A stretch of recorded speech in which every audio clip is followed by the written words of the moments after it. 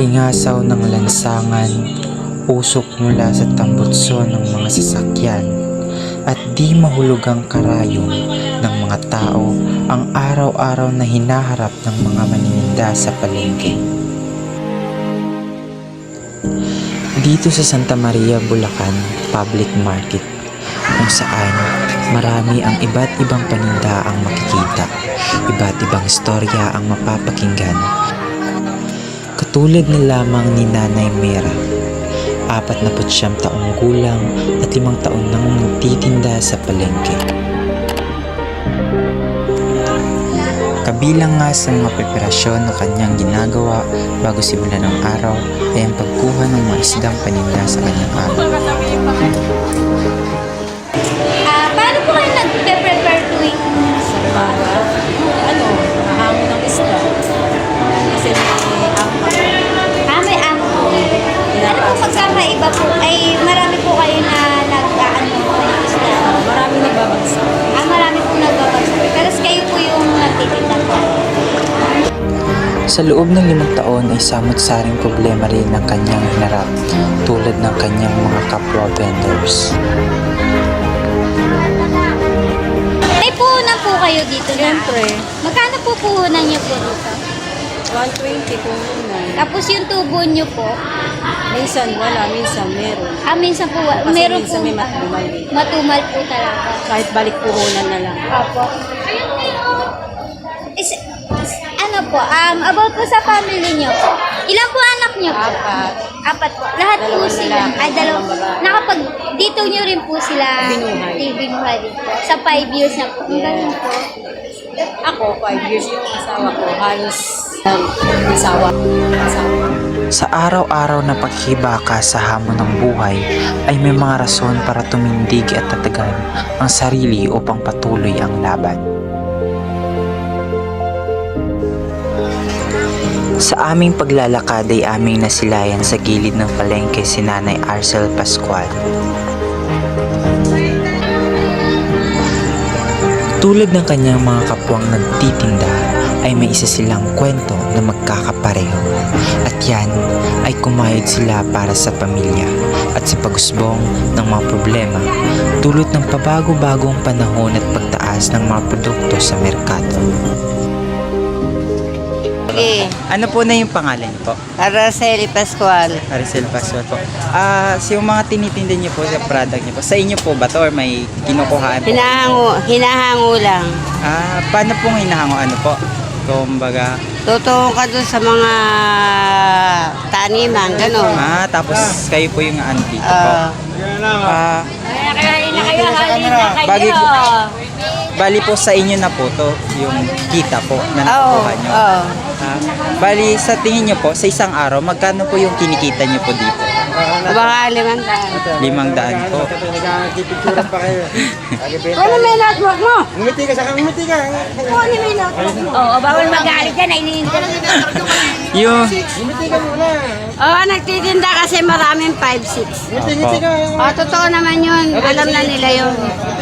Diba? sa yung mga tinitinda nyo po, para saan po na pumunta ang market, di ba?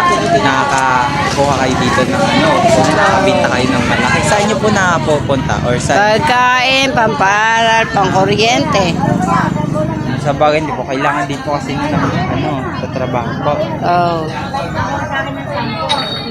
Minsan po Baon ba, araw-araw. kada araw po ba, kung malaki kinikita nyo or depende po Hindi sa... pare-parehas. Kasi may araw na matumal, may araw na medyo mabili, ganun lang yun. Kaya walang ang kita, hindi kada araw pare-parehas. Para 100 ngayon, bukas 200 na, ganun yun. Sige po, Nay, thank you po. Sige. Yun lang po. Salamat.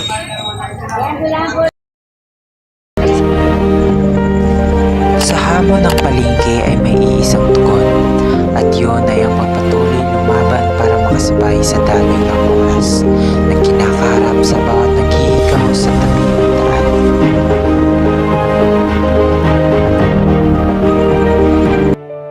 Ano po, kayo po yung nag-aaral dito, trabahador or boss po? Kayo po yung pinaka parang boss? Ako po yung may-ari ng tindahan. Sa Saan niyo po parang kinukuha itong mga gulay na to? May truck po na nagagaling sa Baguio. Tapos sila yung nagdadala sa akin. Ano po, mura lang po ba yung mga parang mga panin? Yung parang, Depende. Kapag kasi ganitong kainitan, or yung katulad dito, nag-uulan na mataas yung ganyan. mataas po yung, yung mga gulay niyo po. Yung gulay Tagalog. Apo. Pechay, talong. Mataas po yung dahon-dahon. presyo, ganun. Presyo. Kasi mahirap alagaan. Pechay mo, 3.20 na lang! Ano po, may pamilya na po ba kayo? Wala pa akong asawa. Wala, single po. Single. Yun napupunta yung mga kita niyo, or mga Wala pa nga akong pamilya, di ba? sa sarili ko sarili lang. niyo na po. Apo. Tapos yun, ikot ng puhunan. Umiikot lang po yung pinakapunan niyo. Kasi yung matitira, save na lang. Thank you po.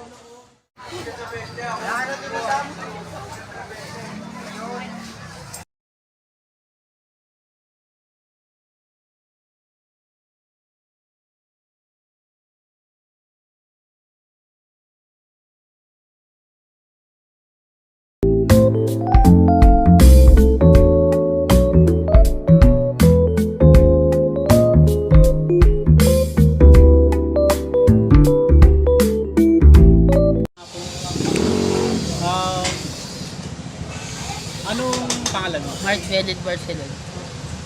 Para ba malaman namin kung anong tungkol sa iyong pamilya? Pwede naman. Ano yung kompleto mo pamilya mo or Ay, pwede ba ikwento sa amin? yung magkaiba kasi yung tatay ko. Bali, yung nanay ko sa tatay ko magkaiwalay. Tapos, ang magkakapatid, 3. Tapos ko ako. Pero yung nanay ko patay na. Kapatid, mga kapatid. 3. Kanya-kanya na kami buhay. Pangilang ka ba sa mga kapatid? Bunso. So, gano'n ka nakatagal dito sa Top Sinula? 2018 ako nagsimula dito. Matagal mo rin. Sa tingin mo, ano yung madalas bilihin sa tindahan? Mga Bestseller liyang, yung mga liyang po. ano yun, yung lempo silog. Oo, bestseller namin yun. So magkano ba isang lempo silog? 100.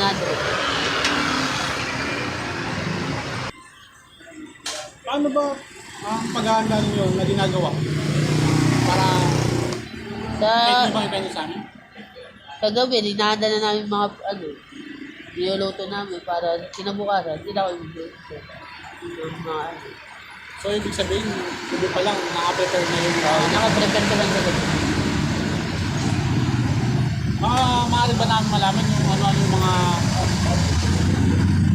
putahe nung hindi, lahat. Kung di mo ba, magbigay ka lang ng ilang Pinampo tayo. Hotdog, chicken, tapa, tosino, ayun. yun, mga silog-silog niyan. Sa halagang 100 pesos, meron ka ng chicken, sinag, kahit 100 pesos.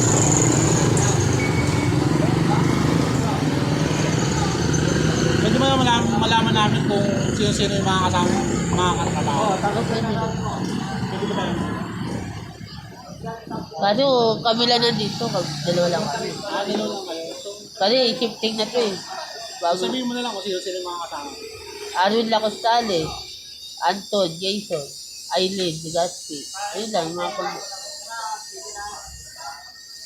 Yung ba ang pangalan ng mayari? Berna de la Cruz.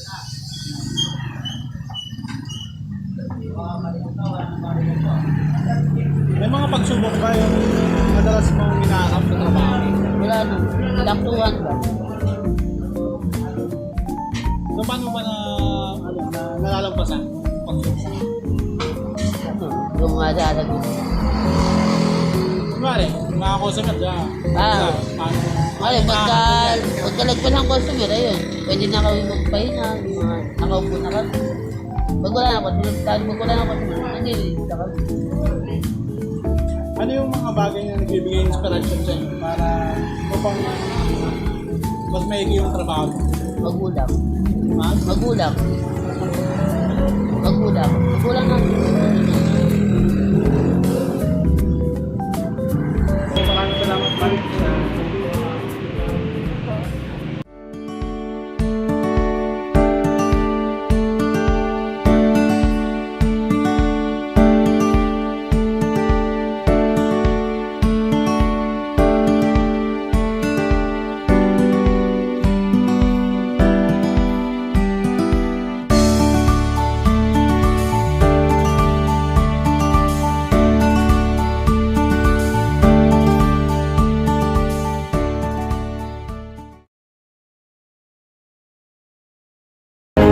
Sa bawat araw na dumaan,